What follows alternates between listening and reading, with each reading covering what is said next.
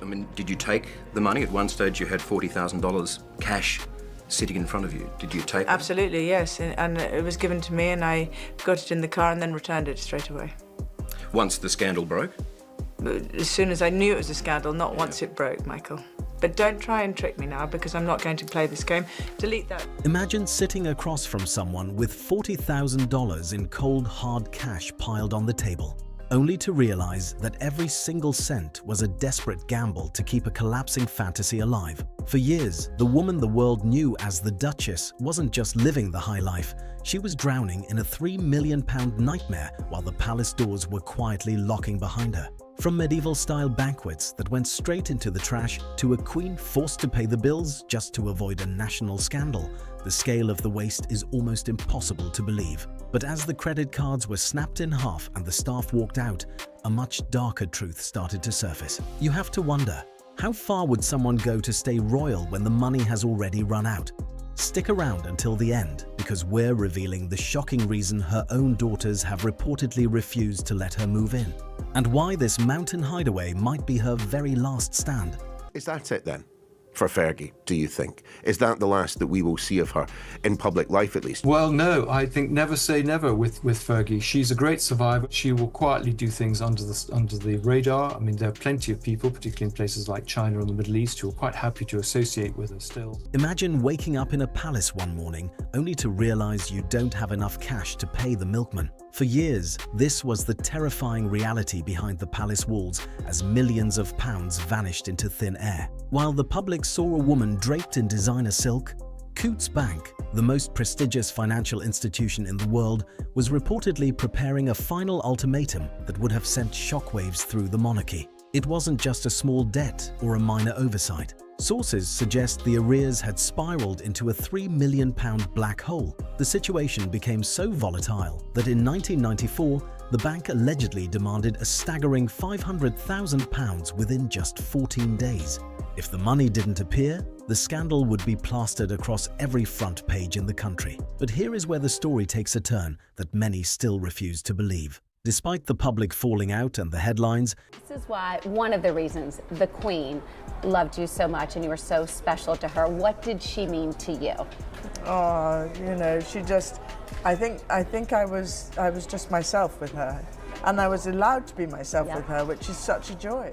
It is claimed that Queen Elizabeth II herself began stepping in for multiple secret bailouts. Rumors indicate the monarch couldn't bear the thought of a family member facing such a public financial execution. But even the Queen's generosity had its limits, and she couldn't stop the local shops from taking matters into their own hands. Imagine the embarrassment when a local newsagent reportedly cut her off over a £500 bill, or the moment her petrol card was allegedly confiscated at a station because the arrears had simply become too high to ignore. For a woman used to private jets and limitless credit, the walls were closing in fast.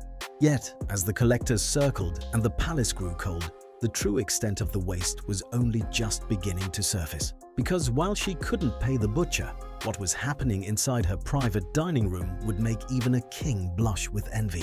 And it's worth actually just highlighting some of the figures in your book. So you detail her extraordinary £860,000 annual expenditure, including £300,000 on staff, £150,000 on gifts, £50,000 on flowers, £50,000 on parties, £150,000 on travel, £100,000 on clothes, and even £25,000 in a single hour at Bloomingdale's. What do you think this spending tells us about Sarah Ferguson's psychology and the world she was living in? The dinner table was set every night for a banquet that could feed an entire village, but nearly every plate returned to the kitchen untouched. Insiders say the level of waste behind closed doors was nothing short of breathtaking. We're talking about full sides of beef, roasted legs of lamb, and entire chickens laid out every single evening, only to be scraped into the trash the following morning. It was a display of wealth that felt more like a movie set than a home. But the extravagance didn't stop at the food. I think that's what she has. She needs to spoil herself to give herself some sort of validation.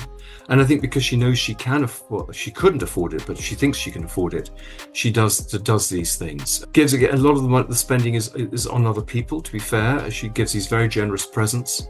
But again, it's all part of buying love and buying affection. and needing to buy these things to satisfy her own very low sense of self-worth. According to former staff, the demands for service reached a level of absurdity that few could fathom.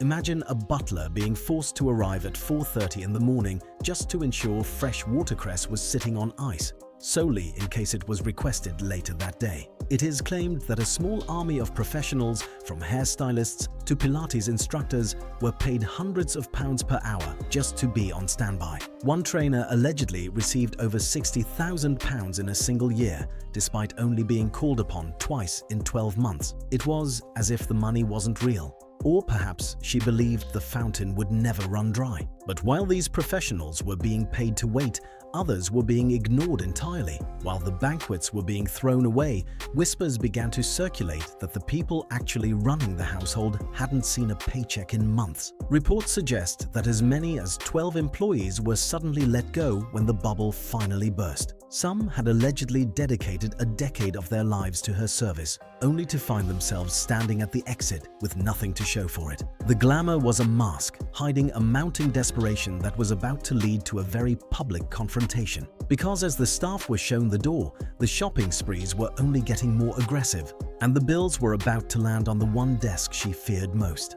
And because she's so indecisive, she can't just decide on one thing. This is again back to her childlike behavior. She'll buy all 8 of something. There's stories now that one of the reasons it'll take so long to move from Royal Lodge is there's so many unopened Amazon boxes. She orders things and doesn't even open them. So there's a sort of hoarder instinct there. You see these stories of people who sort of just live at clutter because they can't resist buying things, treating themselves. She was using a private high-security mail system reserved for the most powerful figures in the world to send engraved silver trinkets to her friends. It is claimed that thousands of pounds were charged to the Queen's private mail service daily, bypassing the costs that any ordinary citizen would have to pay. But for her, this wasn't just about the postage, it was about the appearance of power. According to sources, the shopping habits had reached a level of pure obsession. At one high-end London department store alone, the debt allegedly climbed to over £50,000. Insiders say employees would spend entire days in VIP suites, selecting hundreds of expensive gifts, all while the person ordering them reportedly didn't have the funds to cover the receipt. She was playing a high-stakes game of catch me if you can with her own bank account. Reports suggest that she would frequently miss non-refundable flights, flushing thousands of pounds away in an instant. When she did actually make it to the airport,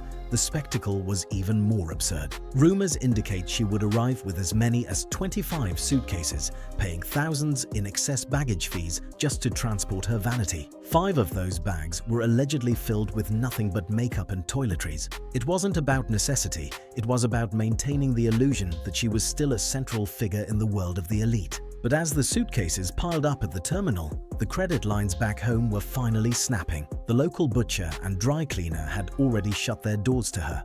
But the real humiliation was yet to come. Because while she was busy trying to look like $1 million, she was about to sign a contract for a home that she would never even step inside, a mistake that would cost her a small fortune. She signed a lease for an £8,000 a month mansion, paid a £50,000 penalty, and never even spent a single night inside. It is claimed that this pattern of impulsive real estate blunders became a hallmark of her financial collapse. Rumors indicate she was constantly hunting for a new stage to play the role of the wealthy socialite, even as the ground beneath her was crumbling. In one instance, she reportedly committed to a prestigious estate in Surrey, only for the owners to change their minds. Because of the way the contract was handled, she was allegedly forced to pay a massive settlement for a house she couldn't use. Insiders say this wasn't an isolated mistake, it was a symptom of a much deeper crisis. She seemed to believe that a new deal was always just one phone call away. According to sources, she lived in a state of perpetual optimism, convinced that a brand partnership or a television appearance would magically erase millions in debt. But while she was waiting for her next big break, her world was being sold off piece by piece. Reports suggest she was eventually forced to sell personal jewelry and priceless artwork just to keep the lights on. The consequences had become impossible to ignore. The luxury cars were gone, the staff had vanished, and the palace safety net was being pulled away for good. She was a woman who once had the world at her feet, now reportedly needing bank approval to write even a modest check. But just when it seemed like she had hit rock bottom, a new and far more dangerous scandal began to emerge. It wasn't just about the money anymore. It was about the company she was keeping in the shadows of the elite and the price she was willing to pay to get back into the inner circle. After 4 years of research, after 4 years of looking into this woman, I mean, who is, to you, Sarah Ferguson? Well, Sarah Ferguson is a woman of great charm, great ability, a woman who could do a lot of good, has a great empathetic feel for particularly deprived children. The luxury retreat she calls home today isn't a choice. It's a fortress of necessity. Reports suggest that after being pressured to vacate Royal Lodge, the life she once knew has essentially vanished. Insiders say the mountain air of the Austrian Alps provides a convenient screen for a woman who no longer has a seat at the royal table. But the silence of the mountains can't drown out the echoes of the past that are finally catching up. She is reportedly living in a high-end wellness resort where the gates are closed to the public and the staff are sworn to total secrecy. It is claimed that while she portrays a life of peaceful reflection, the reality is a frantic scramble for relevance. Rumors indicate that her presence in such an expensive hideaway has raised eyebrows back in London, especially as her primary sources of income have all but dried up. According to sources, the very people who once funded her lifestyle are now distancing themselves, leaving her in a gilded isolation. But perhaps the most stinging blow isn't financial, it's personal. Insiders suggest that even her own daughters have had to set firm boundaries, allegedly refusing to let her move into their homes to avoid the chaos that seems to follow her every move. She is a woman who once occupied the heart of the British monarchy, now reportedly relying on the kindness of wealthy overseas associates just to maintain the appearance of status. The illusion is thinner than ever, and the world is finally seeing what happens when the mask of privilege is stripped away. But as she sits in that mountain retreat, a final shocking revelation is about to emerge, one that explains exactly why the palace doors have been bolted shut for good.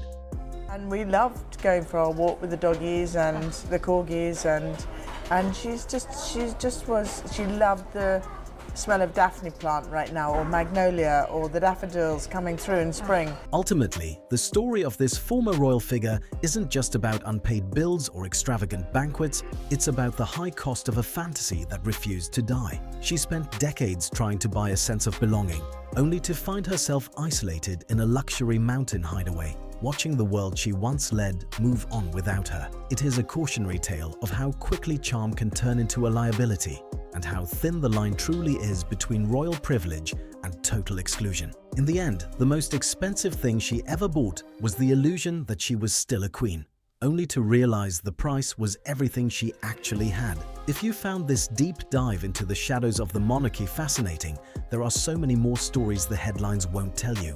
We're constantly uncovering the truth behind the world's most guarded lives, and we'd love for you to be part of that journey. Before you go, hit that subscribe button and turn on notifications so you never miss a revelation. Thank you for watching, and we'll see you in the next one.